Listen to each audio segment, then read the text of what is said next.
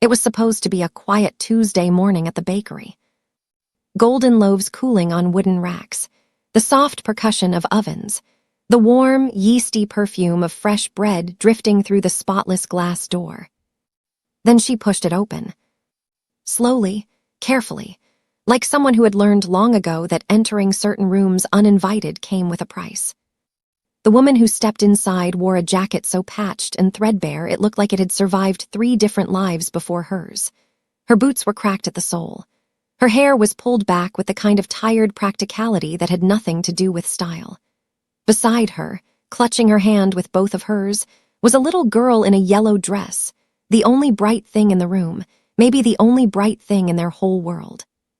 The girl looked up at the long wooden counter, at the sourdough loaves lined up like soldiers, at the sesame rolls catching the morning light. Her eyes moved the way hungry eyes do, slow, careful, cataloging things she knew she couldn't have. The mother leaned toward the counter. The 2 women behind it were smiling at each other, mid-laugh, finishing a joke. They turned. The smiles stayed, but the warmth behind them flickered. The mother's voice dropped to almost nothing. "I'm sorry to bother you. Do you have anything expired? Day-old bread, maybe? Anything you were going to throw out?" She paused. "It's for my daughter. She hasn't eaten since yesterday." The taller worker tilted her head and let out a short breath through her nose. She glanced at her colleague. A look passed between them, the kind that doesn't need words. "This isn't a food bank, ma'am." A few customers nearby shifted in their seats. Nobody looked up. Nobody said a word. The little girl in the yellow dress stopped looking at the bread. She looked at the floor instead. The mother blinked. Once, twice. Her jaw tightened the way jaws do when a person is deciding, very quickly, whether they are allowed to cry in public. Nobody noticed any of this. Nobody, except the man standing at the door. He hadn't moved since they walked in. He stood with his back near the glass, arms loose at his sides, a gold chain at his collarbone catching the light the same way the bread did. His white shirt pulled tight across his chest and shoulders. From the collar down both arms, tattoos covered nearly every inch of visible skin, dark, intricate, the kind that told stories people in this neighborhood already knew. His name was Ringo Mendez. And in this city, that name was its own kind of weather system. He had come in for nothing. Coffee, maybe. Habit, maybe. He'd been standing there less than 2 minutes when the door pushed open and the woman in the patched jacket walked in with the child in the yellow dress. He hadn't meant to watch, but he had heard every word. He watched the little girl stop looking at the bread and start looking at the floor. He watched the mother's hand tighten around the child's, that small, desperate grip that said, "I'm sorry, and I've got you" at the same time. He watched the bakery worker turn back to her colleague without a second glance. Something shifted behind Ringo's eyes. Something old. Something that had no business being in a room like this, in a man like him. He pushed off the wall. His footsteps were slow and even on the hardwood floor. The sound carried. Heads turned, first one, then 2, then every person in the bakery, the way people instinctively turn when something large and quiet begins to move toward them. The bakery worker looked up. Her practiced smile dissolved completely. Ringo stopped just behind the mother and child. His shadow fell across the counter, across the loaves, across the whole polished transaction of the place. He looked down at the little girl in the yellow dress. She looked up at him, this mountain of a man with his tattoos and his silence and his gold chain, and she didn't flinch. She just looked, the way children look at things they haven't yet been taught to fear. Ringo's voice, when he spoke, was low and unhurried. "Which one do you want, sweetheart?" He wasn't looking at the workers. He wasn't looking at the mother. He was looking only at the child, waiting for her answer, as if there were nothing else in the room worth his attention. What happened next, nobody in that bakery would forget for the rest of their lives. Stay with me until the end, because what Ringo Mendez did next was only the beginning. Before we go further, drop a comment telling me where you're watching from and what time it is there. Hit that like button and subscribe so you don't miss what comes next. Let's get into it. The taller worker opened her mouth. Nothing came out. That happened sometimes, in rooms where Ringo Mendez decided to make himself known. Words had a way of retreating. The air had a way of changing consistency, thickening slightly around him, like the atmosphere itself was adjusting to accommodate his presence. He didn't raise his voice. He didn't need to. He simply turned his gaze from the little girl to the woman behind the counter, and he held it there, steady and unhurried, the way a man looks at something when he has all the time in the world and the other person doesn't. The worker took a small step back. She probably didn't realize she had done it. Her colleague, the shorter one with the glasses, had gone very still, both hands flat on the wooden counter now, as if she needed to feel something solid beneath her palms. The mother, Marie, hadn't moved. She was standing close enough to Ringo that she could feel the heat radiating off him, that particular warmth that large, densely built men carry around them like a second skin. She kept her eyes forward, her hand still locked around Lily's, and she was doing that thing again, the jaw tightening, the blink hand hold, trying to calculate the situation she had suddenly found herself inside. Lily, for her part, was still looking up at Ringo. She had not looked away once. Ringo glanced down at her again, just briefly, then looked back at the display case.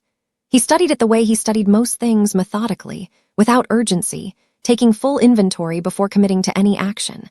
Sourdough rounds with cracked, floury tops, seeded rice stacked in a graduated row, soft milk rolls bundled in brown paper, a tray of braided loaves near the back, glazed and golden, the kind that caught the eye the moment you walked in.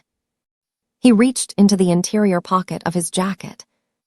The sound of the bakery, the distant hum of the oven, the faint street noise bleeding through the glass, the subtle acoustic life of the room, seemed to compress into a single held breath as his hand reappeared holding a folded block of bills, thick enough that the paper band around it was doing real work. He set it on the counter. He didn't slide it. He didn't present it. He simply placed it down the way you put a period at the end of a sentence, deliberately, finally, with no room left for argument. "Everything in the case," he said, "and whatever's on the shelves behind you, box it up." The taller worker stared at the money, then at him, then at the money again. "Sir, that's the entire display. We'd have to." "I know what it is." He hadn't raised his voice. He hadn't changed his expression. "Box it up." She boxed it up. Her colleague moved to the shelves. Nobody said anything else. The few customers still seated near the window had developed a sudden intense interest in their coffees, their phones, the middle distance, anywhere that wasn't the center of the room. Marie turned to look at Ringo, finally, directly. Up close, the tattoos were even more intricate than they had appeared from across the room, dark lines and shading that ran from his collar down the full length of both arms, disappearing beneath his rolled cuffs. There was a small scar at the corner of his jaw, old and faded. His eyes were darker than she expected, calmer. "You don't have to do this," she said quietly. He looked at her, and something passed through his expression, not quite softness, not quite recognition, something that lived in the space between the two. "I know," he said. That was all. The boxes came out one by one, white cardboard stamped with the bakery's logo, filled with bread and rolls and the braided loaves that had caught the light. The counter filled up. The taller worker, who 20 minutes ago had let the words "this isn't a food bank" leave her mouth without any apparent difficulty, now carefully, quietly, kept her eyes down on her hands and said absolutely nothing. Ringo watched the boxes stack up. Then he turned to Lily. The little girl in the yellow dress was looking at the braided loaf that had been set nearest to the edge, separated slightly from the others during the packing. It was a small loaf, almost the right size for her arms. "That one?" he asked her. She looked up at him, then very slowly she nodded. He picked it up and placed it gently in her arms. She held it against her chest the way children hold things they have been given that they cannot quite believe are real, carefully, with both arms, slightly afraid to breathe wrong. Marie watched her daughter holding the bread and felt something come loose inside her chest. She pressed her lips together hard and looked at the ceiling for just a moment, just long enough to get it back under control. Ringo gathered the remaining boxes himself, stacking them with a practiced ease that suggested he was no stranger to carrying weight. He looked at Marie. "When did you last eat?" he asked. She didn't answer immediately. The pause itself was the answer.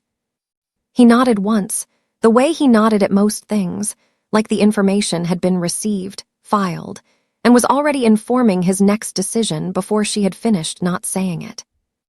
"There's a place around the corner," he said. "Sit down, eat something hot." He looked at Lily. "Both of you." Marie searched his face for the catch, for the angle, for the thing that came after. There was nothing she could read there, except the same unreadable calm. She picked up one of the smaller boxes with her free hand, kept the other wrapped around her daughter's, and followed him toward the door. Behind them, the bakery stayed very quiet for a long time. The place around the corner was small and warm, the kind of establishment that had no interest in being fashionable, just four walls, a griddle, a woman named Rosa who ran the counter and didn't ask questions about the company you kept. The booths were vinyl, cracked at the seams and patched with tape. The coffee came in ceramic mugs that didn't match. The smell of butter and hot iron and something slow-cooked in the back was the best thing Marie had encountered in recent memory. Rosa glanced up when they came through the door. Her eyes moved from Ringo to Marie to Lily, then back to Ringo. Whatever calculation she ran, it completed quickly. She grabbed 3 menus without being asked and pointed to the large booth in the back corner. Ringo took the seat facing the door. Old habit. Marie settled Lily in beside her, the braided loaf still tucked under the little girl's arm, slightly compressed now from being held so tightly for so long. Lily set it carefully on the bench beside her, within reach, before she even looked at the menu. Ringo watched that. He didn't say anything. Rosa came by. Ringo ordered without looking at the menu, eggs, toast, a bowl of oatmeal for the girl, 2 plates of whatever was coming off the griddle that morning. Marie started to say something about only needing something small, and he looked at her in the same quiet way he had looked at the bakery counter, and she stopped. They ate. Or rather, Lily ate, with the focused, unself-conscious urgency of a child whose body had overruled whatever social awareness she might otherwise have applied to the situation. She worked through the oatmeal systematically, both hands on the bowl, stopping twice to check that the braided loaf was still where she'd left it. Marie ate more slowly, carefully, the way people eat when they are simultaneously very hungry and very aware of being watched, though Ringo was not watching her. He was looking at his coffee. Turning the mug in slow half-rotations on the tabletop, somewhere else entirely. "You grew up here?" Marie asked eventually. She wasn't sure why she asked it. Something about the way he'd navigated the streets outside, not just knowing them, but owning them in the cellular way that only comes from a particular kind of childhood. He looked up. "About 6 blocks east of that bakery," he said. She waited. He looked back at his coffee. The mug made another half-rotation. "Different building, same kind of morning." He paused. "Except there was no one to buy the bread." It came out simply, without performance or self-pity. Just a fact, stated in the same register he used for everything else low level, taking up exactly as much space as it needed and no more. Marie looked at him. He didn't elaborate immediately. He drank his coffee. Outside, a delivery truck rumbled past the window, rattling the glass in its frame. Rosa refilled the mugs without being asked, disappeared again. "I was 8, Ringo said. "Maybe 9. I stopped keeping exact track after a while." He turned the mug once more. "My mother worked 3 jobs and it still wasn't enough. Some weeks it just wasn't enough." He said those last words with the careful flatness of someone who learned very young to narrate certain things without letting them move through him. "There was a bakery on our block. Different one, older, nothing like that place this morning." They threw the day-old stuff in a bin out back, every night around closing. He looked at his hands, at the ink running from his wrists to his collar. "I knew what time the bin came out. I had it memorized the way other kids memorized television schedules." Lily looked up from her oatmeal. She was listening with the direct, uncomplicated attention of a child who doesn't yet know she's supposed to pretend she isn't. Ringo noticed. He looked at her. Something shifted in his face, the same thing Marie had seen in the bakery, that unnameable quality that sat between softness and recognition, except closer to the surface now, in the warmth of the booth, over food and mismatched mugs. "You like that bread?" he asked Lily, nodding toward the braided loaf. She nodded seriously. "Good choice," he said. She considered him for a moment with the evaluating gravity that small children sometimes turn on adults they are trying to understand. Then she pushed the bread slightly in his direction, an offering, a share. Ringo looked at it. He looked at her. For just a moment, something crossed his face that he clearly had no intention of letting cross it, and he managed it, but only barely, a tightening around the eyes, a brief stillness, like a man steadying himself against something that arrived without warning. He tore a small piece from the end of the loaf. He ate it. "Thank you," he said. Lily pulled the loaf back and resumed eating her oatmeal, satisfied, as if some negotiation had been completed to mutual benefit. Marie had been watching all of this. She looked down at her plate. When she looked back up, her voice was quieter than before. "The workers this morning," she said. "They've done it before, not just to me." She turned her coffee mug. "People like us, we stop surprising them." "I know," Ringo said. "Does it ever stop?" she asked. Not bitterly, genuinely.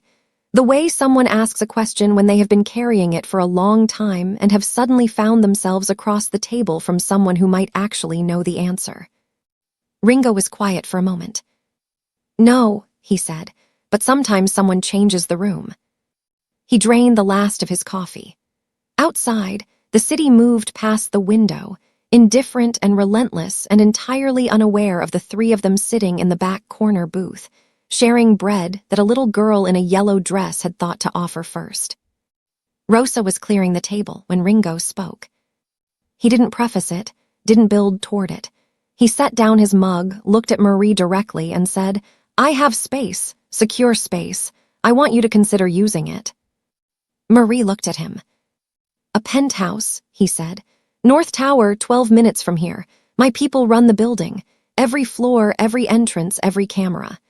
He said it the way someone else might describe a neighborhood matter-of-factly, without apology for what it implied about the kind of life that required such arrangements. "There's a guest wing. Its own bathroom, its own door. You'd have a key."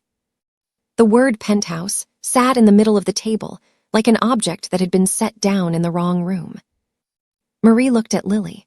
The little girl had finished her oatmeal and was now sitting with the braided loaf in her lap, pulling small pieces from the end and eating them with quiet contentment, her yellow dress bright as a traffic signal against the cracked vinyl of the booth.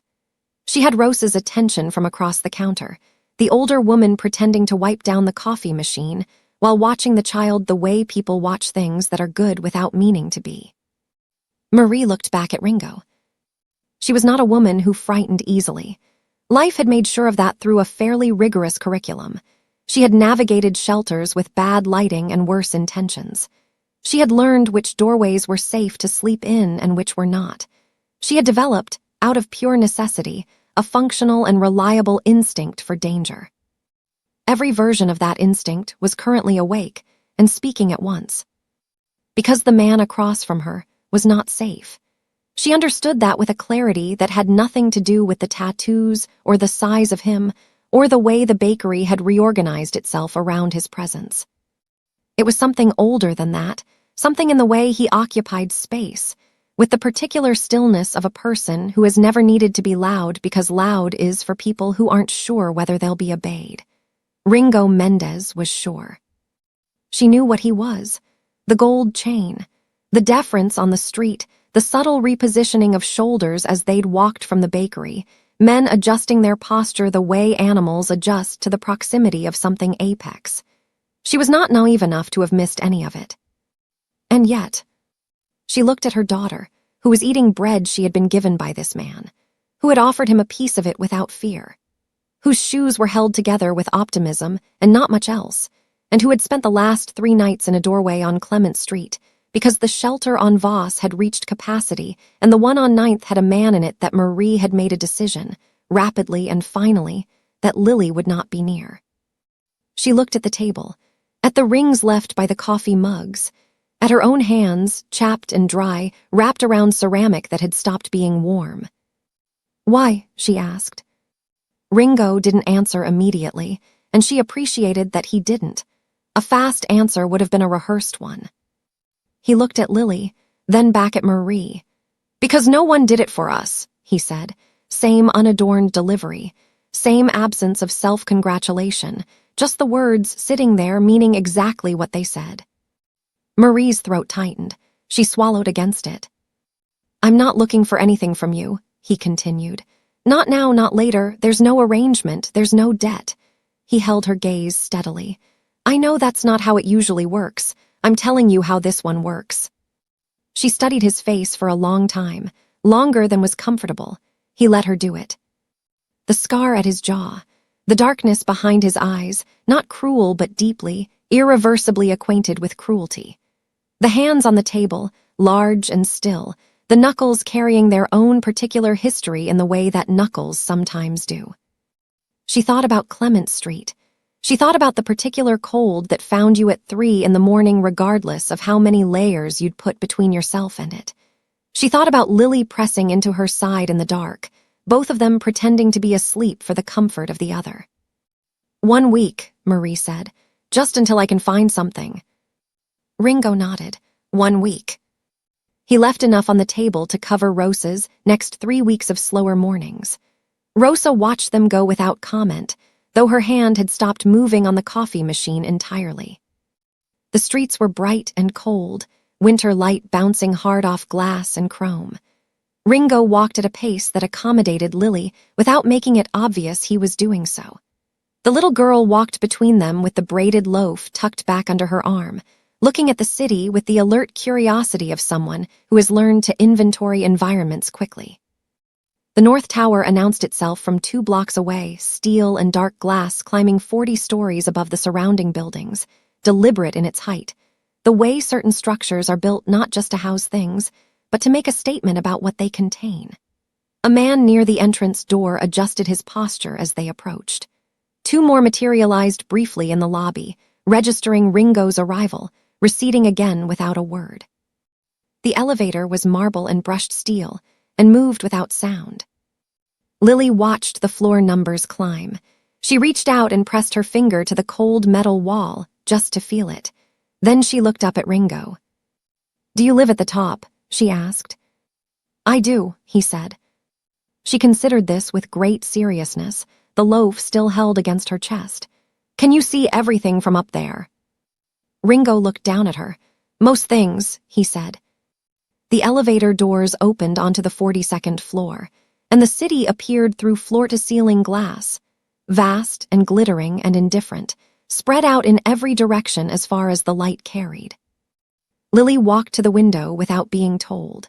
She pressed both palms flat against the glass and looked out at all of it, her yellow dress reflected back at her in the darkened surface, bright and small and entirely undiminished against the scale of everything beyond.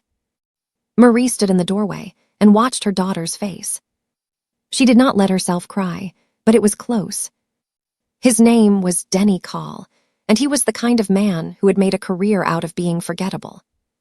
Medium height, medium build, the sort of face that didn't retain itself in memory past the moment you looked away from it. He wore a gray jacket and kept his hands in his pockets and spent his days doing what he had always done, standing in the right places, keeping his eyes open, and selling what he saw to whoever was paying that week. Alessandro Greco paid well. Alessandro Greco paid better than anyone. Denny had been on Merchant Street since 7 that morning, nominally tending to a newspaper stand that existed primarily as a reason to be somewhere without being questioned about it. He sold perhaps 4 papers on a good day.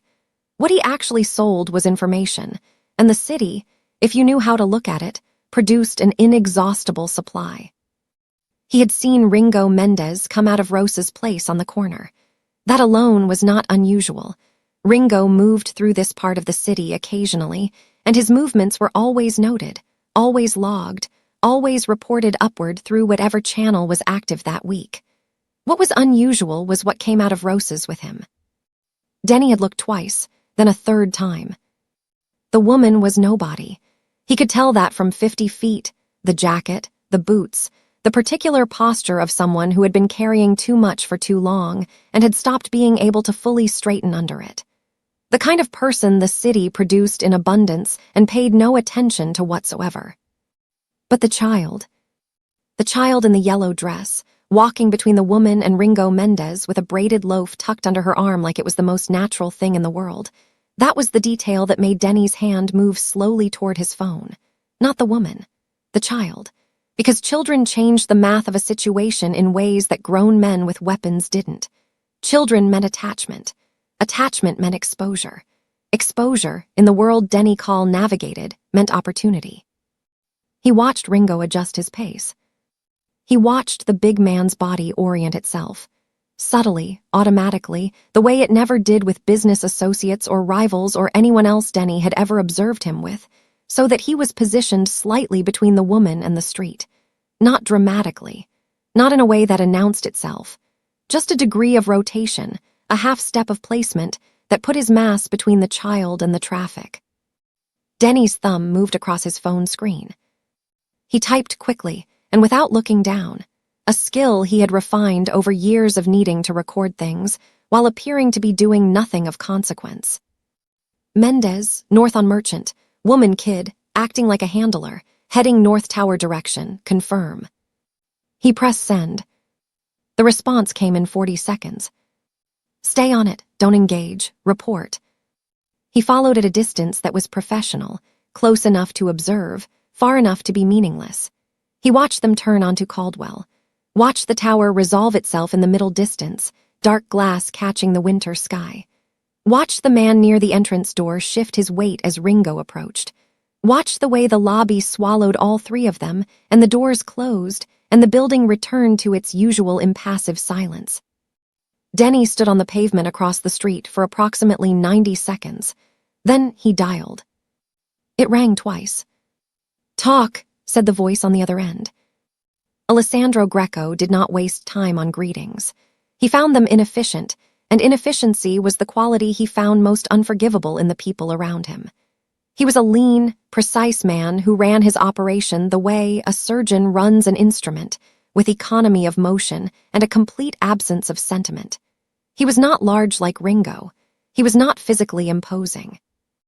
What Alessandro had instead was a quality that people who encountered him up close consistently struggled to name afterward. A kind of absolute attentiveness, as if he were always listening for the specific frequency on which your fear transmitted, and had very good reception. Denny reported, quickly, accurately, without editorializing. He had learned that Alessandro had no use for interpretation, only data. When he finished, there was a pause. Not a long one. Alessandro's pauses were never long because he processed quickly and thoroughly, and arrived at conclusions before most people had finished understanding the question. A woman, Alessandro said. And a child, young, maybe 5, 6. Another pause, shorter. And he walked them into the tower himself. Yes, sir. Not a business contact. No, sir. The body language was Denny hesitated, searching for the precise word. Protective. The line was quiet for a moment. Outside, a bus displaced the cold air as it passed, and Denny hunched slightly into his jacket. When Alessandro spoke again, his voice had not changed in volume or tone. It never did. But something in it had sharpened, the way a blade sounds different against a whetstone once the edge has caught. Ringo Mendez, he said slowly, as if tasting the name for new information, has found something he doesn't want to lose. He said it without satisfaction, without gloating, almost analytically, the way you might note a structural weakness in something you had been studying for a long time, waiting for the stone to crack. Keep this between us, Alessandro said. Nobody moves, nobody does anything. I want to know more about the woman first. A brief pause, and the child. The line went dead. Denny lowered his phone. He looked up at the North Tower, all 42 floors of dark glass rising against the pale winter sky, and somewhere near the top, presumably, A little girl in a yellow dress was pressing her palms against a window and looking out at a city that had just, without her knowing it, turned its coldest eye in her direction. He put his phone in his pocket and walked away. He did not feel good about it, but then he rarely did. That was the thing about being forgettable. You became very good at forgetting things too, starting with yourself. The guest wing had a door with a proper lock, and Marie locked it. Not because she was afraid of Ringo specifically, or not only because of that, but because the ability to lock a door from the inside was something she had not had in a long time, and the simple mechanical fact of it, the solid click of the bolt sliding home, produced a physical response in her chest that she hadn't anticipated. A loosening. Like something that had been held at tension for so long it had forgotten what release felt like. She stood with her hand on the lock for a moment. Then she turned around. The room was larger than any apartment she had lived in during the last 4 years combined. The bed was positioned against the far wall beneath a window that ran nearly floor to ceiling, dressed in white linen so thick and precisely layered it looked architectural. There was a sitting area near the window, 2 chairs and a low table, clean lines, nothing excessive, and beyond a half-open door, a bathroom with white tile that caught the afternoon light and bounced it back doubled. Lily was already inside the bathroom. Marie could hear her, the tap running, the small sounds of investigation, a soft exclamation that might have been directed at the mirror or the size of the towels or possibly the soap, which came in a small paper-wrapped block stamped with the name of a hotel in a city they had never been to and likely never would go to. Marie sat on the edge of the bed. The linen was cool and impossibly smooth under her hands. She pressed her palms flat against it the same way Lily had pressed hers against the window glass downstairs, needing to verify through touch what her eyes were telling her. She looked at her hands against the white fabric, the cracked knuckles, the broken nail on her left index finger that had been broken for 2 weeks and kept catching on things, the gray hem of her olive jacket dragging across the pristine surface. She stood up quickly and took the jacket off. She wasn't sure why. Some instinct about not contaminating something that was clean. She folded it and set it on the chair instead, and then stood in the middle of the room in her worn thermal and her patched canvas trousers and looked at all of it, the window, the light, the undisturbed white geometry of the bed, and felt something she identified after a moment as grief. Not sadness. Grief. The specific ache of understanding what you had been missing only at the moment you are briefly, unexpectedly given it. Lily appeared in the bathroom doorway. Her face was wet. She had washed it with the paper-wrapped soap and not fully dried it, and her hair was damp at the temples, and she was holding one of the white towels pressed against her cheek with both hands, just feeling it. "Mama," she said, "it's so soft."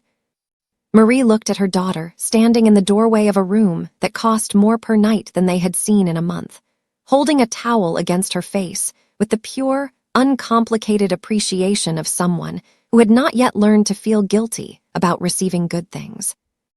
"I know, baby," she said. Lily wandered to the window and looked out. The city was shifting into late afternoon, the light going amber and long, catching the upper floors of the surrounding buildings and turning the glass to copper. From 42 floors, the street-level world, its noise and cold and the particular arithmetic of survival it imposed daily, was entirely invisible. There was only the sky and the light and the city rendered abstract by distance. "Can we stay?" Lily asked, not plaintively, just as a question asked with the directness of a child who has not yet learned that certain questions are dangerous to ask because of how much the answer can hurt. Marie sat down in one of the chairs by the window. "For a little while," she said carefully. Lily accepted this with a small nod and pressed her nose to the glass. Later, Ringo had food sent up. Marie heard the quiet knock, opened the door to find a covered tray on a low table in the hallway, soup, bread, fruit, something warm in a small pot that turned out to be rice with herbs and slow-cooked chicken. No person, no expectation of acknowledgement, just the food waiting. She brought it inside, and they ate at the low table by the window, Lily still in her yellow dress, the braided loaf from the bakery positioned in the center of the table beside the tray like a centerpiece, like a thing of significance, which it was. Lily fell asleep before 7. She was in the white bed, her yellow dress traded for an oversized shirt Marie had found folded in the closet plain white, clearly intended for a person of Ringo's dimensions, engulfing the small girl entirely. And she was asleep with the particular totality of children who have been warm and fed, both arms loose at her sides, face slack and unguarded and perfect. Marie sat in the chair and watched her breathe. She thought about the doorway on Clement Street, the particular quality of that cold at 3 a.m, the sound of the city at that hour, not quiet, never quiet, just different, thinner, meaner, stripped of the daytime noise that at least had the decency to drown certain things out.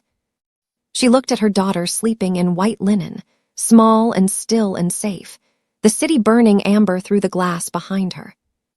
She thought about what Ringo had said in the diner. Sometimes someone changes the room.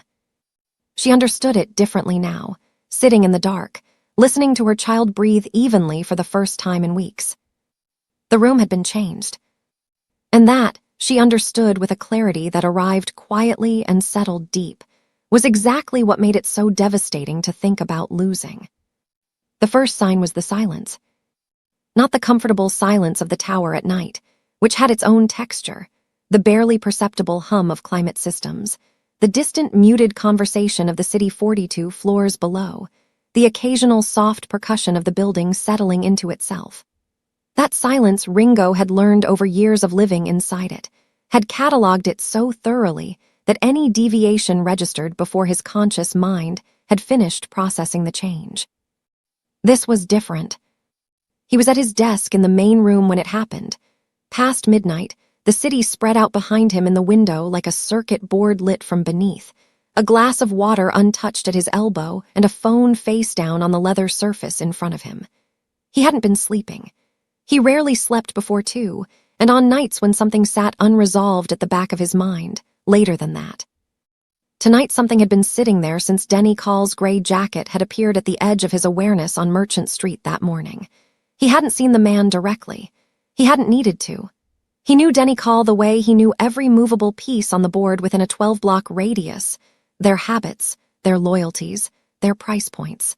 And he knew who Denny Call's information flowed toward. He had told himself he was being careful. He had run additional checks on the lobby roster, confirmed the overnight guard rotation, added a second man on the fire exit at 38. He had done the things he always did when the perimeter required tightening, and he had done them efficiently and without alarming anyone in the guest wing down the hall. Then the panel on the wall beside his desk went dark. It happened in sequence, not all at once, which would have suggested a system failure. In sequence, which suggested something deliberate and technically specific, and therefore considerably worse. The lobby feed. The stairwell cameras on floors 38 through 42. The motion sensors on the service corridor. One after another, each indicator light dying in a progression that moved upward through the building like something climbing. Ringo was on his feet before the last light went. He moved to the panel and confirmed what the dead lights were already telling him. The communication line to the lobby desk was severed. The backup channel returned static. He pulled his phone and called Marco, his overnight floor man on 40, and listened to it ring out without answer. He called the lobby directly. Silence. He stood at the panel for exactly 3 seconds, not from indecision, but from the discipline of a man who had learned that the first response to an ambush, if it was wrong, could cost you everything. He ran the geometry.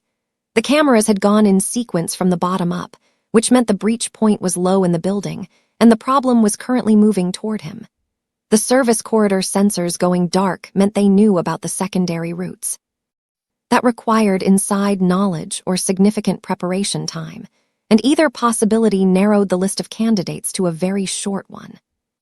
His phone buzzed. Unknown number. He answered it. Ringo. The voice was conversational, almost warm, the way Alessandro Greco's voice always was, as if he found the entire world, including its moments of maximum violence, to be a source of mild, detached amusement. I hope I'm not catching you at a bad time. Ringo said nothing. He was already moving across the main room, down the inner corridor, his hand finding the concealed panel beside the bookcase, and pressing it open in one practiced motion. Inside, weapons, ranked and ready, the preparation of a man who had always understood that certain nights arrived eventually regardless of how carefully you'd planned the days before them. "I've been thinking," Alessandro continued, "about something a colleague of mine observed this morning. About you specifically, about a certain change in your routine." A brief pause. "You've never struck me as a sentimental man, Ringo. It's one of the qualities I've always respected about you, so I have to admit this development has surprised me." Ringo selected what he needed from the panel. His hands moved without hurry. "My men are already in your building," Alessandro said. "The lobby staff have been neutralized humanely, don't concern yourself. The elevators are locked at 36. They're taking the stairs, which means you have perhaps 4 minutes before they reach your floor." Another pause, lighter. "Give me the woman and the child. Walk away from whatever this is before it becomes something you can't walk away from. You know this isn't personal. I simply can't afford for you to have vulnerabilities. Neither of us can." The line went dead. Ringo stood in the corridor for a moment, the phone in one hand, the weight of the other things in his hands specific and familiar and clarifying in the way that weight always was. 4 minutes. He moved to the guest wing and knocked twice, sharp, deliberate, the kind of knock that doesn't ask whether you're awake. There was a brief silence. Then the lock turned and the door opened and Marie stood there in the dark, fully dressed. Not just awake, alert, her eyes reading him immediately, reading the things in his hands, reading the stillness in his face that was not calm exactly but something adjacent to it, the stillness of a person who has accepted the shape of the next few minutes and is no longer spending energy on resistance. She had lived on the street long enough to know the difference between a person who had come to tell her something was wrong and a person who had come to tell her there was no more time. Behind her, somewhere in the white bed, Lily slept on, still and small, entirely unaware. "They're in the building," Ringo said. Marie held his gaze, her jaw set. Her voice, when it came, was barely above a whisper, but it was steady. "How long?" He looked at her. "Not long." Ringo moved fast for a man his size, and silently, which was the more important quality in the next 60 seconds. He went to the main room first, killed every light with a single pass of his hand across the panel, and let the city's ambient glow from the windows take over, enough to navigate by, not enough to silhouette them against the glass from outside. Then he pulled the heavy drapes across the 2 largest windows, and the room went to near darkness, shapes resolving slowly as his eyes adjusted. Marie was behind him, close, matching his pace without being told to. He registered that, the absence of paralysis, the way she was already reading the environment and calibrating, cataloging exits and angles with the quiet efficiency of someone whose survival instincts had been kept very sharp by necessity. He checked the stairwell door at the end of the main corridor. Locked, but a standard commercial lock, the kind that existed to slow rather than stop. He braced a chair beneath the handle, an old measure, almost insultingly simple, but simple things worked, and he had learned to respect simple things. He checked his phone. No signal. They had killed the tower's local repeater sometime in the last 10 minutes, which meant communications in and out were gone unless you had a satellite line, which he did in the office, which was on the other side of a door he was no longer certain was safe to move toward. 3 minutes, roughly, maybe less now. He turned to Marie in the dark. She was watching him with that steady, exhausted alertness, and he could see her working through it the same way he was, not panicking, not freezing, just running the numbers with the tools available and arriving at the same answer he had already arrived at, which was that the tools available were not abundant. "My men on 40 aren't responding," he said quietly. "Marco, Solis, both of them, the lobby is gone. The backup line is gone." He said it without softening it because she was not a woman who needed things softened, and softening things wasted time they didn't have. "It's just us." Marie looked at him for a moment. Something moved through her face, not fear exactly, or not only fear. Something that fear was sitting on top of, something harder and more load-bearing underneath. "Lily," she said. "She stays in the guest room. Door locked, reinforced closet in the back. You put her in there, you tell her to stay quiet regardless of what she hears. The closet has a steel frame behind the drywall. I had it built that way. He held her gaze. She'll be safer in there than anywhere else in this building right now. Marie turned without another word and went back down the hall. He heard the quiet efficiency of it, the door opening, the soft voice, not alarmed, steady and low, the register a mother uses when she needs a child to understand that something serious is happening without transmitting the full weight of how serious. Then a pause. Then Lily's voice, very small and very trusting. Then the soft sound of the closet door. Marie came back. She stopped in front of him. In the thin city glow coming around the edges of the drapes, she looked different than she had in the bakery that morning. Still the patched jacket, still the cracked boots, still every material marker of the life she'd been living before today.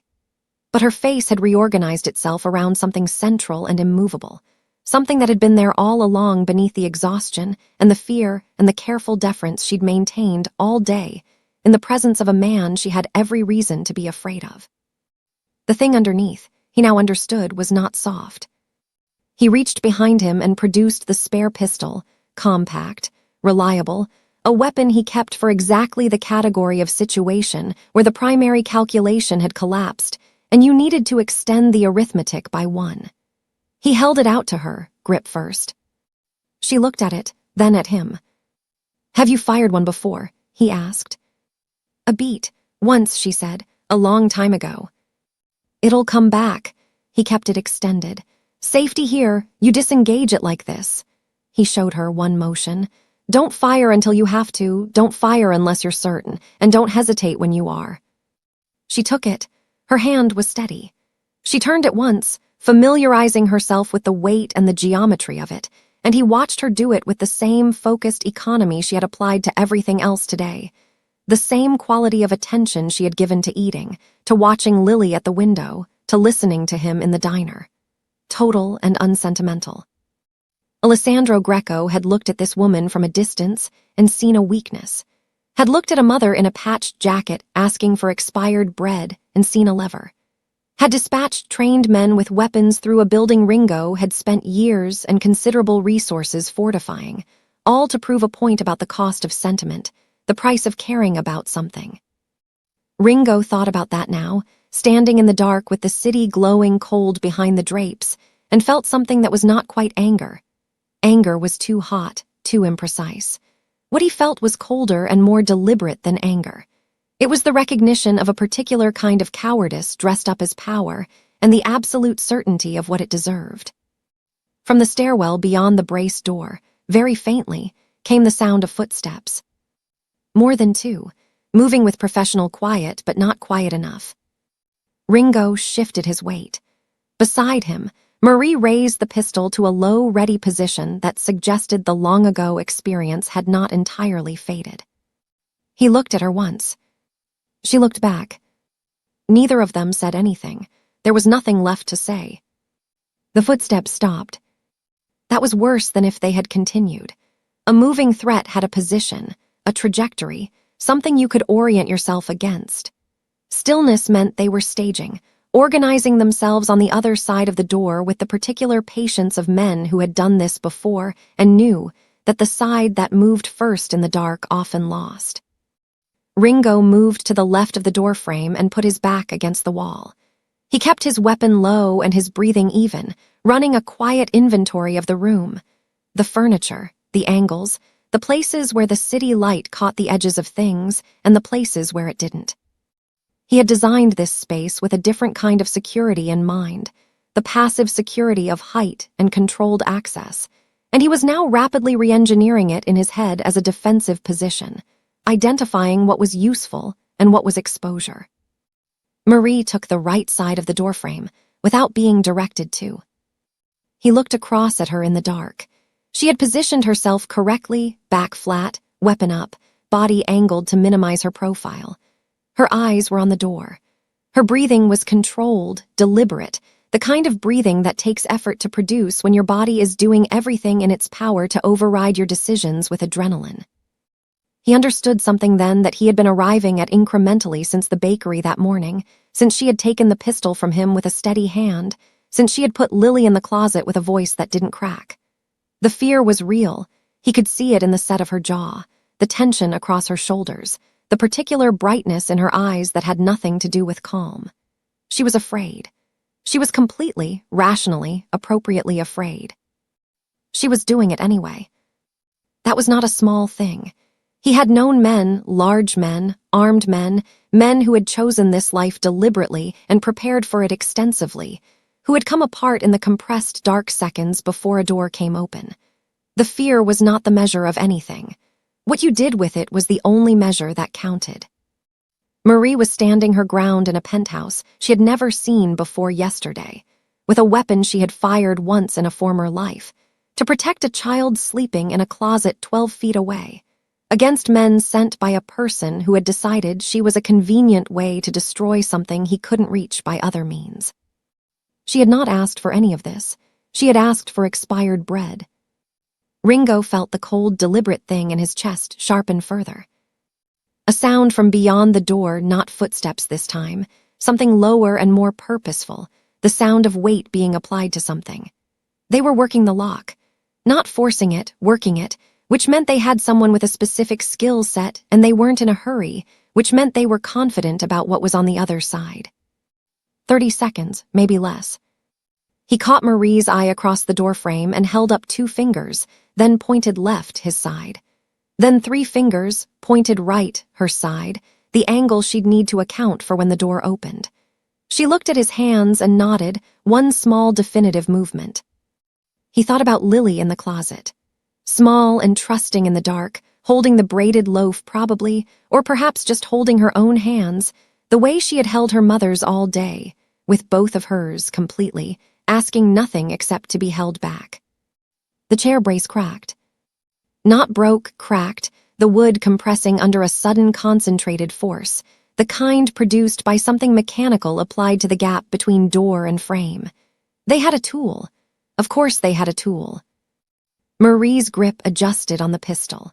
He saw her take one breath, full and slow, the kind you take when you are giving your body a final clear instruction about what the next few minutes require of it. He thought about what Alessandro had said on the phone. I simply can't afford for you to have vulnerabilities. Said it like a reasonable position, like a business consideration.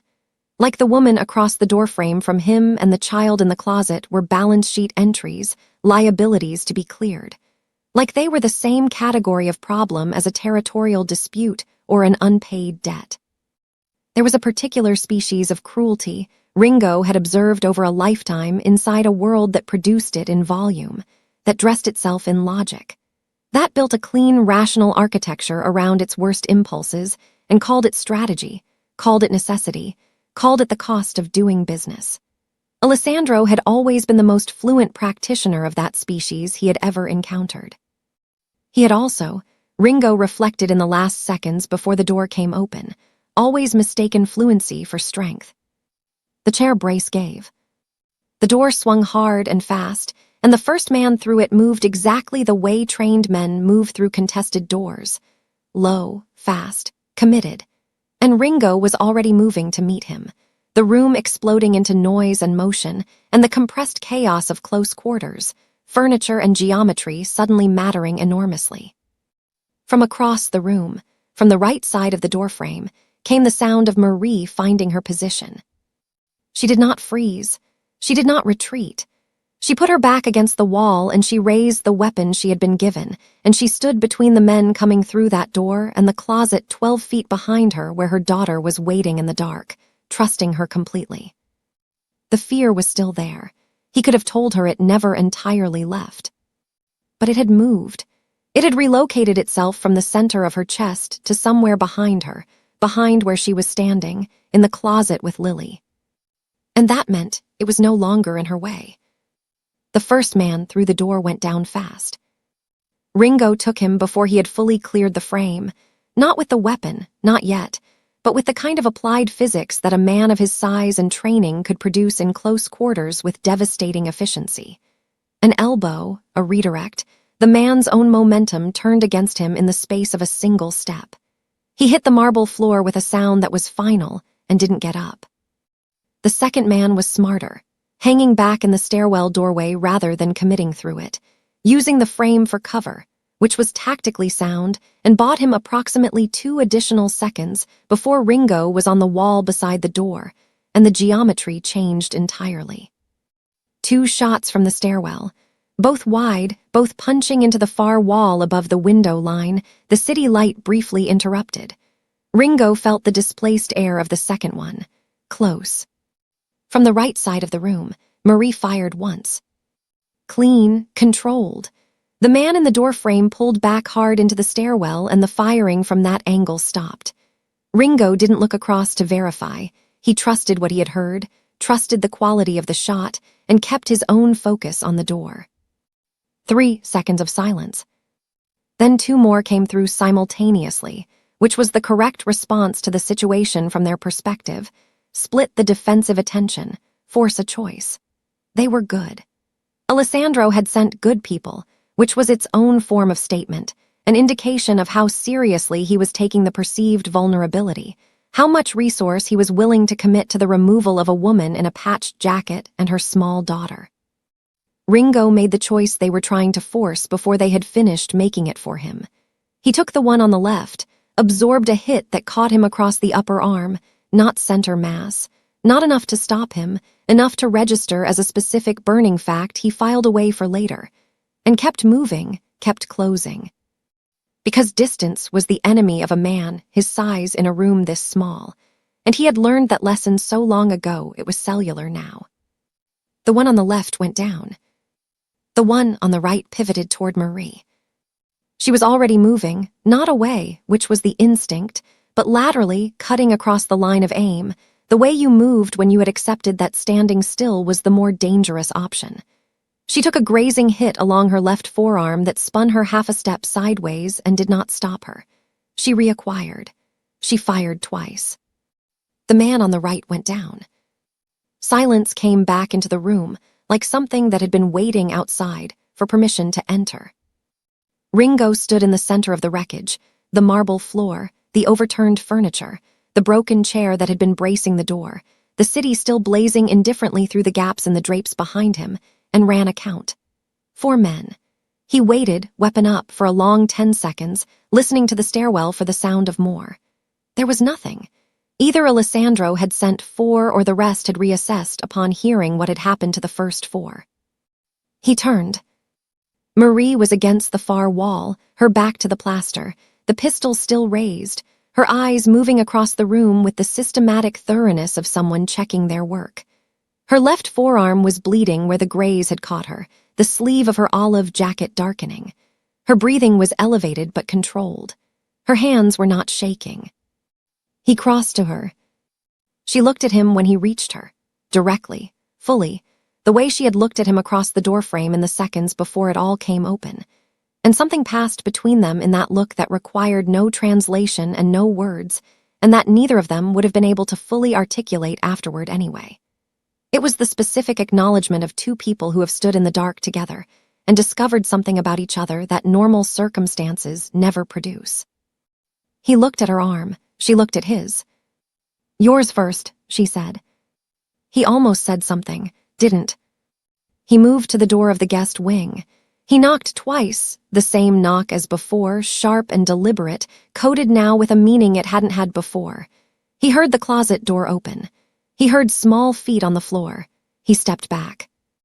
Marie was already there when the guest room door opened, and Lily came through it, fast, yellow dress bright in the dark hallway, arms already out before she had fully registered where her mother was standing, running the last few feet with the total committed velocity of a child who has been very still and very quiet for a very long time, and has been holding something enormous inside all of it.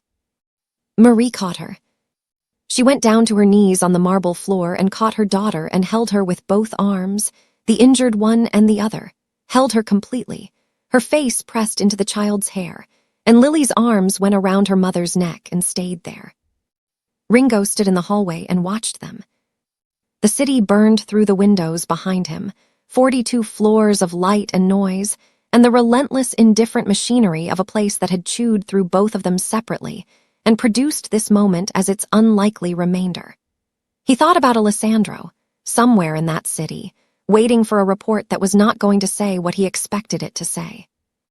He thought about Denny Call on Merchant Street in his gray jacket, and the phone call, and the voice on the other end that had built a clean, rational architecture around the idea of using a child as a lever.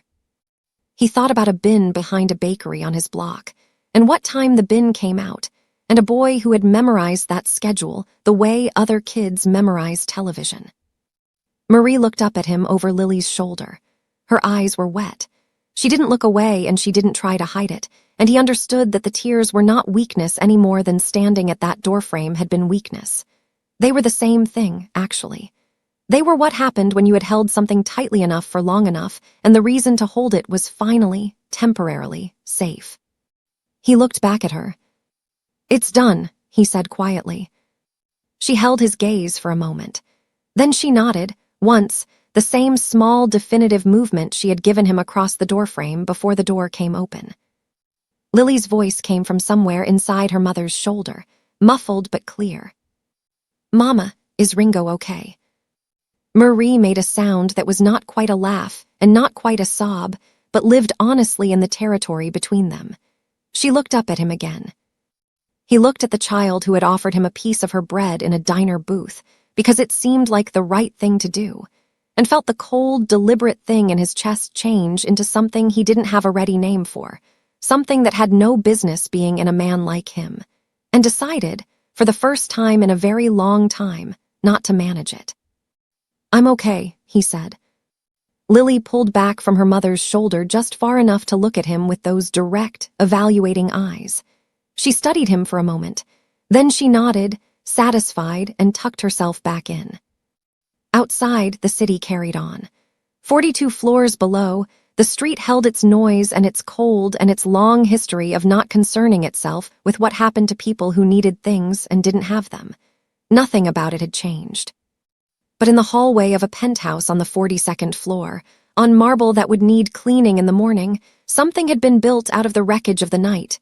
Not clean, not uncomplicated, not the kind of thing that came with guarantees, but real. The kind of real that only came from the specific combination of desperation and grace and violence and bread shared across a diner table. The kind that didn't ask permission and didn't announce itself, and didn't particularly care whether the circumstances that produced it made any kind of sense. Ringo reached down and picked up the braided loaf from where it had fallen near the guest room door, slightly battered now, one end compressed from being held too tightly through too much. He held it out. Lily took it. She held it against her chest the same way she had held it since the bakery that morning, carefully, with both arms, slightly afraid to breathe wrong. Some things, it turned out, you held on to,